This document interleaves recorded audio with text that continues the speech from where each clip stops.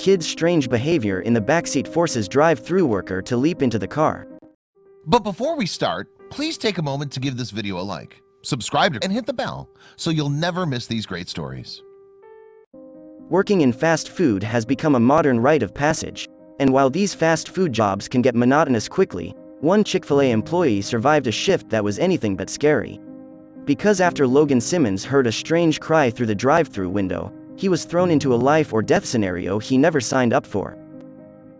Logan Simmons was an average 19-year-old living near Atlanta, Georgia, who was working as a manager at Chick-fil-A in 2019. He was also earning his real estate license, hoping to turn his interest in the housing market into a full-time career. Chick-fil-A is known for great service. It's frequently hailed as one of the most polite chains in the country. And while Logan was well versed in the company's customer service practices, nothing could have prepared him for his next interaction with a mother and her child. Logan was standing in the kitchen preparing for the dinner rush when a car pulled up to the drive-thru window. Something was different though. This car wasn't full of hungry customers demanding some fresh chicken sandwiches. Logan could see a woman driving the car and a small child fidgeting in the back. The pair seemed to be communicating with each other, but the conversation seemed very frantic. Something strange was going on. See, even with limited context, the employees could tell the child wasn't asking for soda or pleading for a kid's meal complete with a toy. Whatever he wanted, his mother wasn't quite sure how to handle it. In the middle of this interaction, she pulled up to the drive-thru window to speak to the employees. That's why her situation became clear. Instead of wanting a soda or chicken, she and her son wanted help, and quickly. Somehow, the boy had gotten tangled in his seatbelt and was struggling to breathe.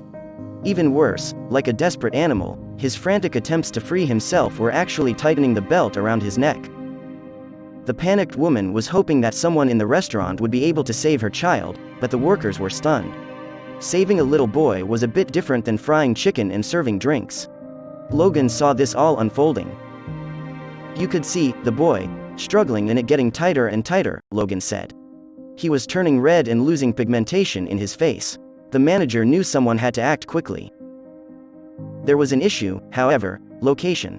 Logan was in the kitchen with the rest of his team while the boy was struggling in a car idling outside the restaurant. If Logan ran out the front door, it would be too late. So, Logan sprung into action, literally. He took a step back to brace himself and then climbed through the drive-thru window. It was a tight squeeze, but afterward, he was standing in front of the car.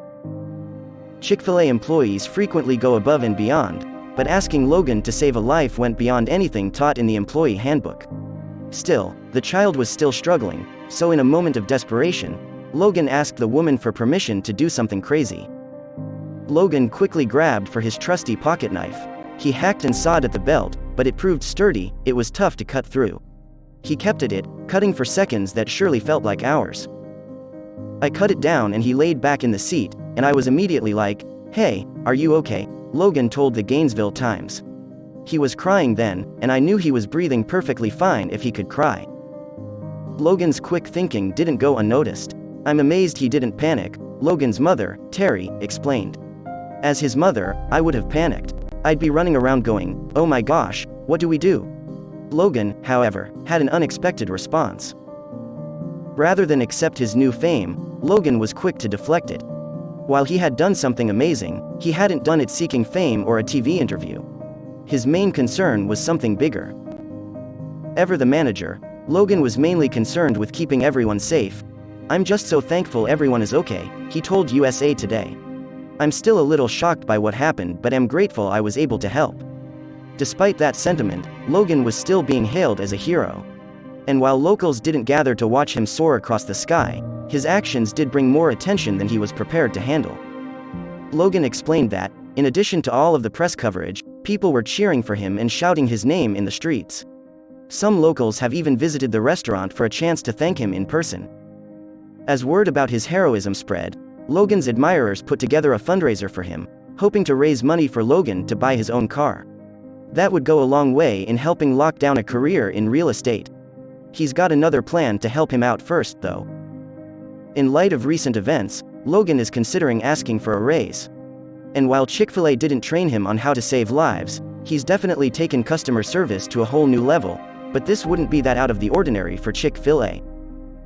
The location about 6 miles outside of Tampa became famous for the above and beyond customer service it gave to one of its regular customers.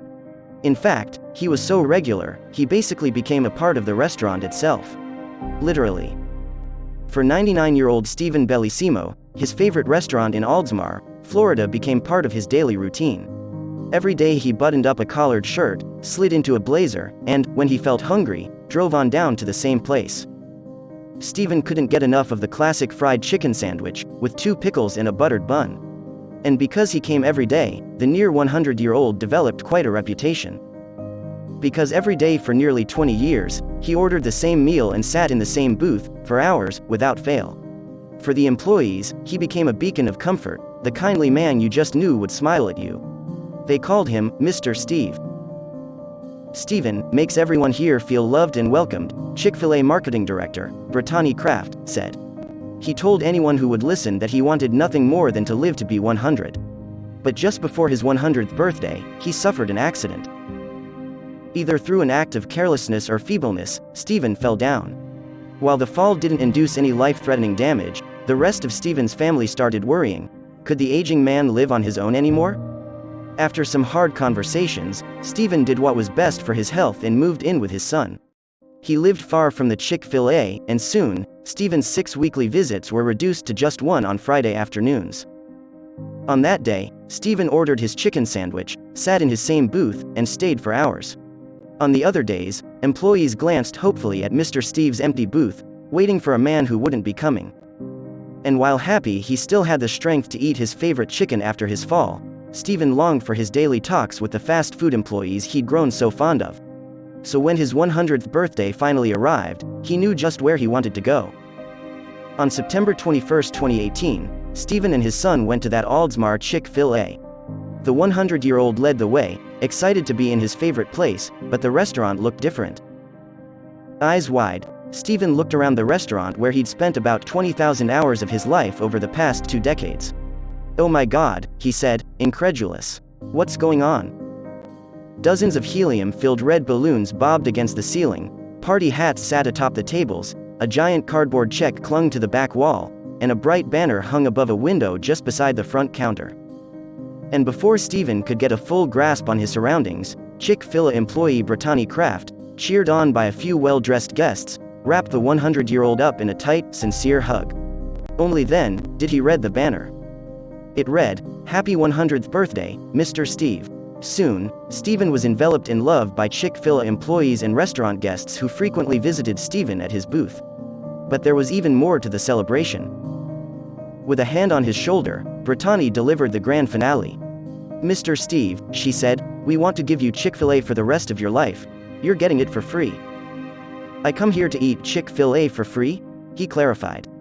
When she said yes, his smile could have warmed a Scandinavian winter. "My God," he said. "This is the best gift I could ever receive." But the elderly man had one concern. "Can I get my same booth?" he asked with delight. Of course, he could, and birthday cake, gifts, and a card with handwritten messages from restaurant employees. Stephen was overwhelmed. But it was Brittany and the Chick-fil-A staff's pleasures to throw the surprise party. "It's so heartwarming to watch him affect everyone here," she said. Stephen, meanwhile, wasn't going to let his gift go to waste. Still smiling, and perhaps thinking of a chicken sandwich with 2 pickles on a buttered bun, the 100-year-old man announced, "Instead of coming once a week, now I'm coming every day."